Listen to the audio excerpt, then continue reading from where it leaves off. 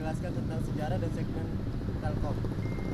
Telkom di sini sebagai badan usaha milik negara yang bergerak di bidang jasa layanan teknologi, informasi dan komunikasi dan jaringan telekomunikasi di seluruh Indonesia. Di sini pemegang saham mayoritas Telkom yaitu pemerintah Republik Indonesia sebesar 52,09%, sedangkan 47%-nya dikuasai oleh publik.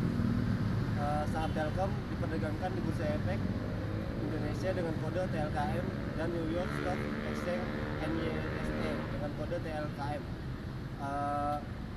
Segmen Telkom di sini yaitu segmen mobile berkontribusi memberikan pendapatan tertinggi bagi Telkom Group sebesar 87,64 miliar atau 0,63% dari total pendapatan perusahaan.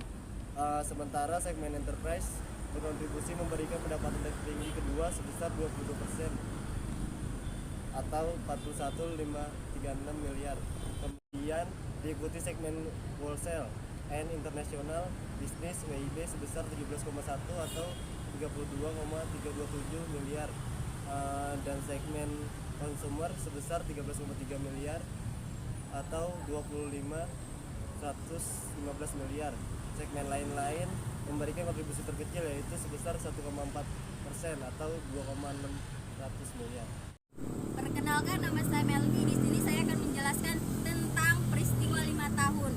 Selain keuntungan profit dari saham Gojek yang diakuisisi oleh Telkom, Telkom juga memperoleh keuntungan dalam meningkatkan segmen mobile Telkom, mampu meraup pelanggan berkualitas. Pelanggan berkualitas seperti mitra Gojek, baik mitra driver, UMKM, dan lain sebagainya.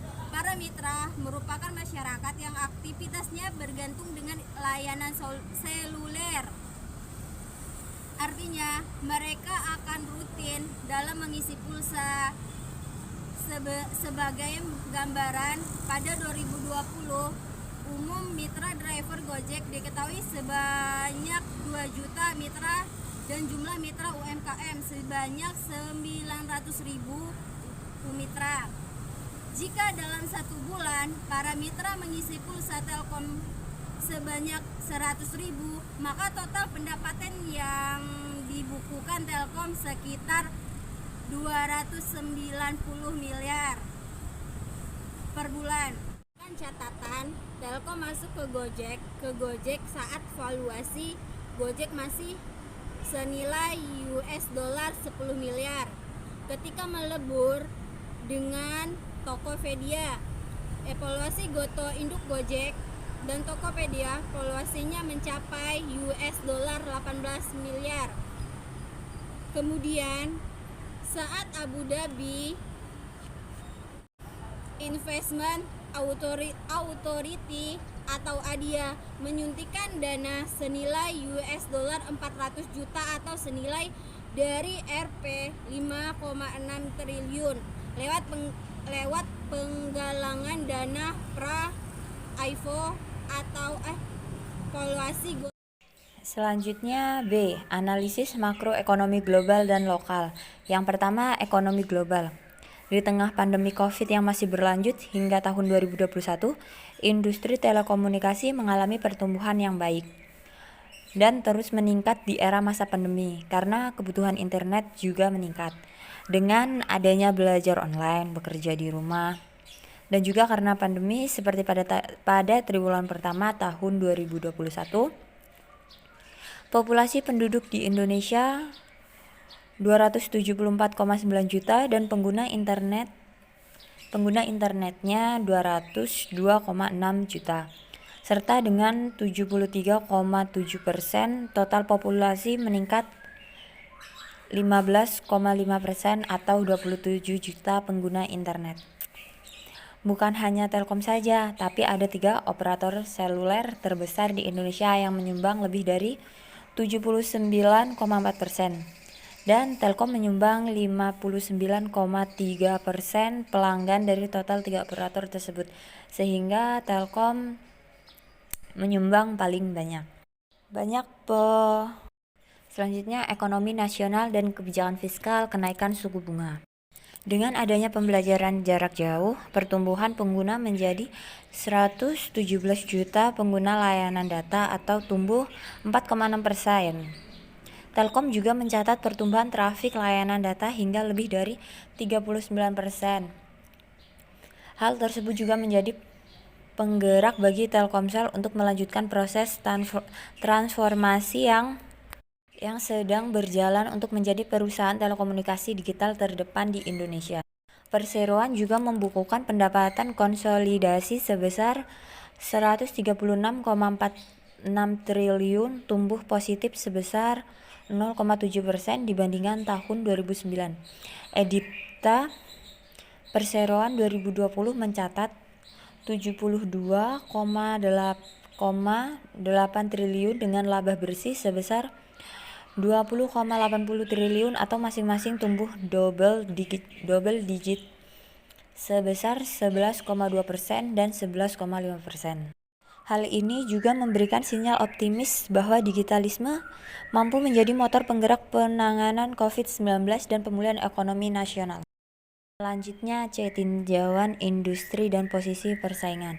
Yang pertama, ada 3 pesaing Telkom. Pesaingnya yaitu XL Axiata yang berhasil mencatatkan pendapatan sebesar 26,8 triliun dengan laba bersih sebesar 1,29 triliun sepanjang 2021. Pendapatan XL tahun 2021 tersebut meningkat 2,8% dari 26,1 triliun pada 2020. Meskipun peningkatan pendapatan tidak besar, laba bersih naik drastis hingga 246,5% dari 372 miliar pada tahun 2020. Selanjutnya Capek. PT Telkom mengalokasikan Capek tahun Selanjutnya Capek.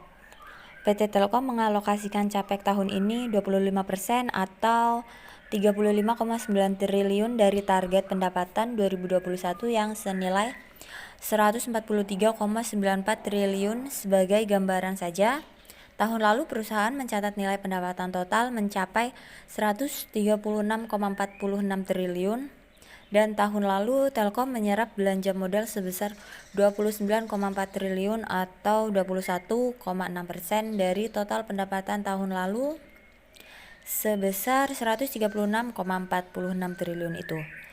Nah, penyerapan belanja modal di tahun 2020 lebih kecil daripada rencana proyeksi dikarenakan pandemi yang mengakibatkan adanya pembatasan sosial berskala besar atau PSBB. Selanjutnya alokasi Capek dari PT XL Axiata tahun ini senilai 7 triliun atau lebih kecil daripada alokasi Capek pada PT Telkomsel. Tahun ini perusahaan berfokus untuk melakukan penguatan jaringan 4G dengan fiberisasi. Capek merencanakan mayoritas untuk network terkait dari keinginan untuk memberikan terbaik pada customer. Terus fokus Capek pada XL meningkatkan layanan 4G terutama program fiberisasi.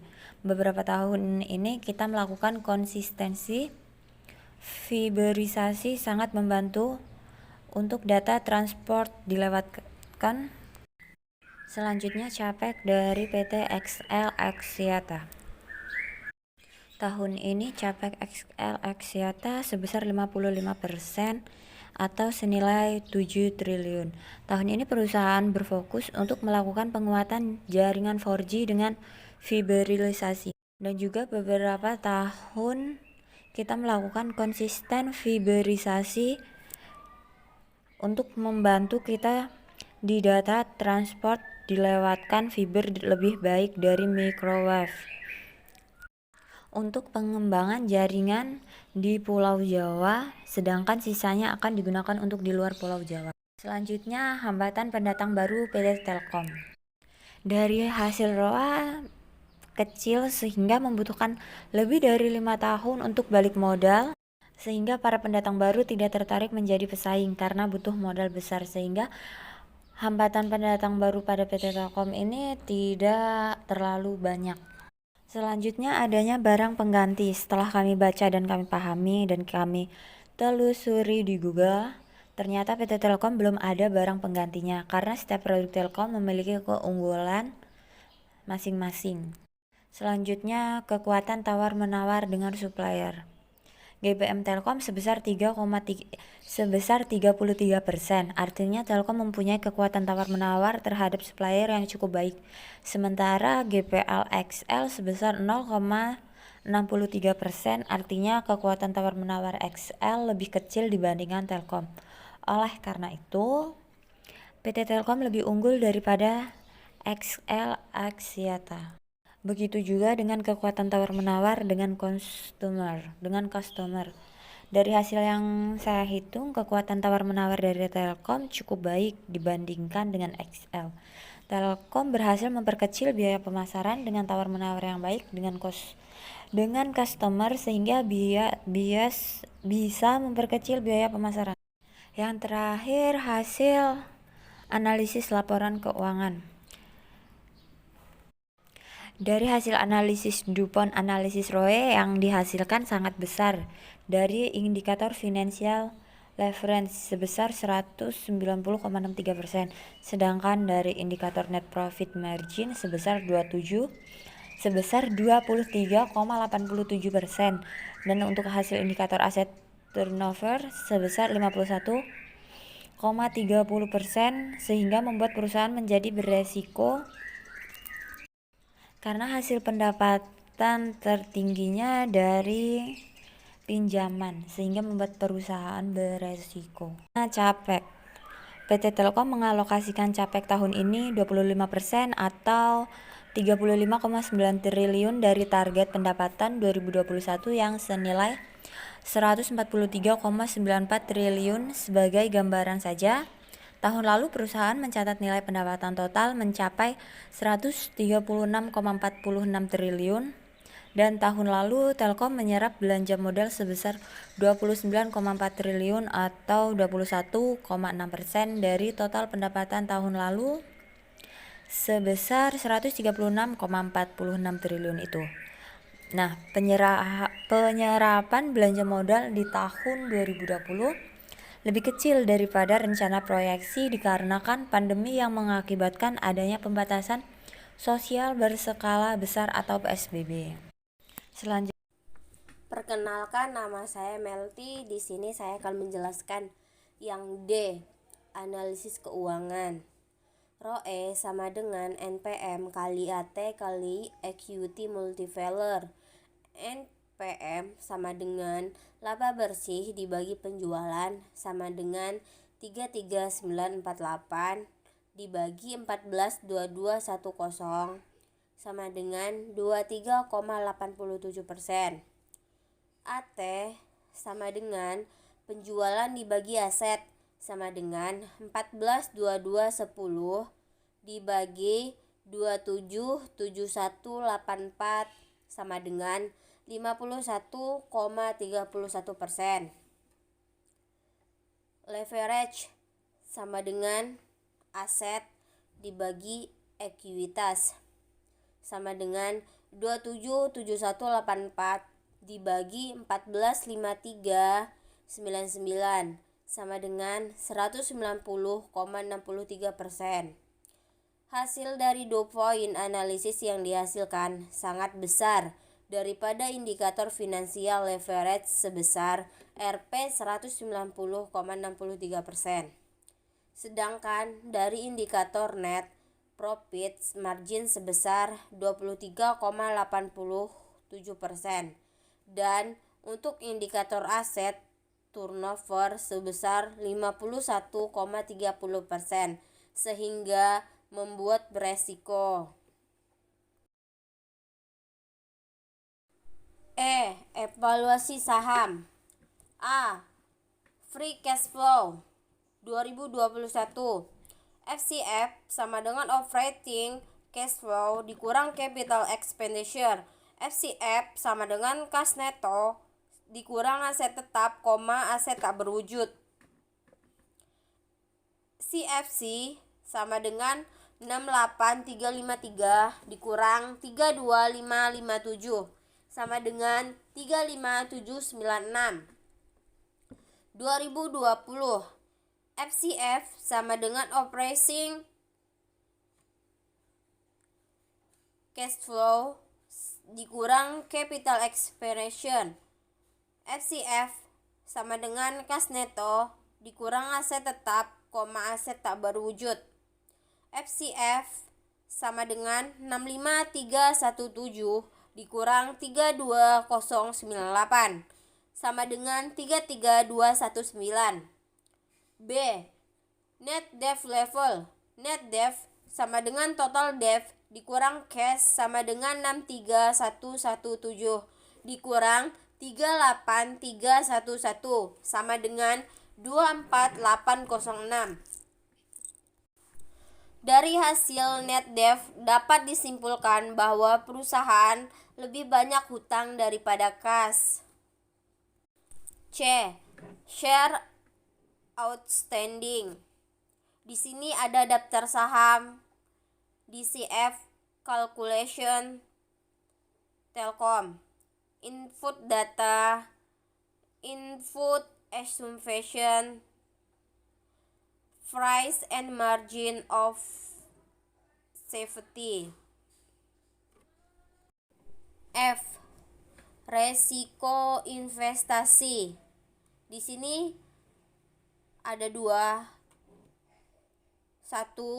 Resiko pasar. Jika suku bunga naik atau turun sebesar 100 basis poin, maka laba bersih perusahaan akan naik atau turun sebesar Rp 436 miliar. Yang kedua, risiko operasional. Jika mata uang asing menguat sebesar Rp 100, maka laba bersih perusahaan akan turun sebesar Rp 164 miliar. Risiko kenaikan nilai tukar mata uang asing terhadap liabilitas grup diharapkan dapat saling hapus dengan dampak dari nilai tukar atas deposito berjangka dan piutang dalam mata uang asing yang ditetapkan minimal 25% dari liabilitas jangka pendek dalam mata uang asing yang terutang. Oke, prinsip dan landasan tata kelola. Penilaian tata kelola perusahaan sebagai perusahaan yang telah menerapkan prinsip Good Corporate Governance. Penerapan GCG juga diharapkan dapat meningkatkan nilai dan menciptakan citra perusahaan yang unggul ke depannya. Implementasi CGC Telkom telah berhasil membawa perusahaan mendapatkan apresiasi dari D12 tahun AICD Corporate Governance Award 2021. Telkom juga meraih The Best State-Owned Enterprise dan juga mendapatkan apresiasi dari Indonesia Top GCG Award 2021 yang diselenggarakan oleh The Economic, dan masih banyak penghargaan yang didapat Telkom melalui penghargaan Indonesia Excellent Good Governance Award 2002. Telkom dinilai mampu secara konsisten menerapkan CGC dalam mengelola kegiatan perusahaannya. Untuk kesimpulannya, menurut pendapat kami, bagi investor yaitu layak dikarenakan PT Telkom Indonesia Persero Tbk berada dalam kondisi yang baik. Dengan meningkatnya pendapatan per tahun, maka sangat bagus bagi investor untuk investasi ke PT Telkom, meskipun tidak besar presentasi yang didapat dari keuntungan tersebut. Dibutuhkan kesabaran lebih untuk mempertahankan sahamnya, karena besar kemungkinan akan terus meningkat dan meningkat lagi setiap tahunnya. PT Telkom Indonesia dengan seluruh infrastruktur dan fasilitasnya berada di posisi terdepan untuk mengambil peluang-peluang tersebut dan terus tumbuh di masa mendatang. PT Telkom dapat menjadi pilihan yang sangat cocok untuk investor pemula, yaitu para milenial yang baru memulai karir tapi ingin memulai menabung saham karena resiko kerugiannya yang cukup rendah. Tapi semua kembali lagi di tangan investornya tersebut jika ingin mendapatkan keuntungan yang lebih besar lagi bisa mencari dan melihat keuangan di saham lain. Cukup sekian dan terima kasih. Jangan lupa like dan subscribe.